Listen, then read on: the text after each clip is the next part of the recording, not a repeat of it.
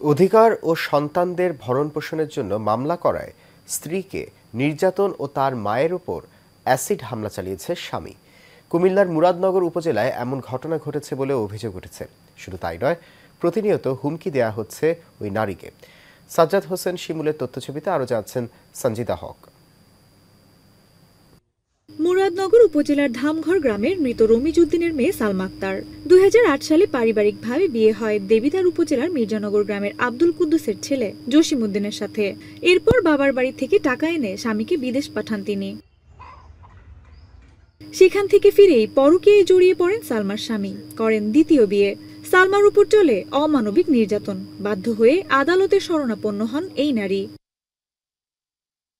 আদালত সালমা ও তার সন্তানদের জন্য ৫,২৪,০০০ টাকা দেওয়ার আদেশ দিলেও জসিম তা মানছেন না বলে অভিযোগ সালমার। উল্টো তাদের পেছনে লেলিয়ে দেয়া হয়েছে সন্ত্রাসী। মরিয়ম রে চিটমাস্টার পরে মাইয়াটা চিল্লাফাল্লা করে ডাক্তারের কাছে লইয়া যাইতে পথ দিচ্ছে। তখন আমার আবার লোক লয়ে গেছে, আমি মুরাদনগর রাখে নাই। আবার আমি আই আরো ২ লোকজন লইয়া কুমিল্লা লইয়া গেছি। যারা এই কাজে জড়িত তারা আইনের আওতাত আইনা সঠিক বিচার করা হোক। আমার কোনো খোঁজখবর নেয় না, আমার ছেলে মেয়ের কোনো খোঁজখবর নেয় না। প্রায় আমি ৭-৮ মাস ওর অপেক্ষা করছি, কোনো ভরণ পোষণ আমার দায়িত্বশীল কোনো পালন করে না। তারপরে আমি মামলা করছি ২০১৯ সালে। মামলা রায় হয়ে কারণ থেকে ওই আমার পিছিয়ে অনেক শত্রু লাগাই দিচ্ছে।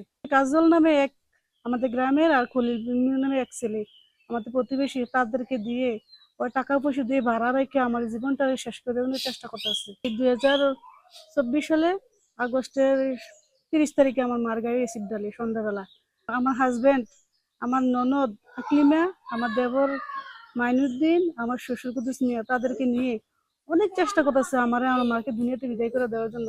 আব্বু আরেকটা মেয়েকে বিয়ে করে ফেলছে। এরপর থেকে আমাদের সাথে খোঁজখবর নেয় না।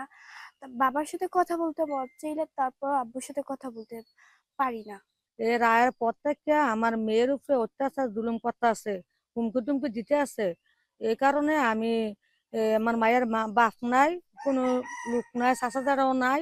আমি নিজে আমার মেয়েরে লালন পালন করে মামলা মোকদ্দমা চালাই। আমার উপরে খুব আমি আমার মেয়ের না পাইয়া আমার উপরে এসিড মারছে।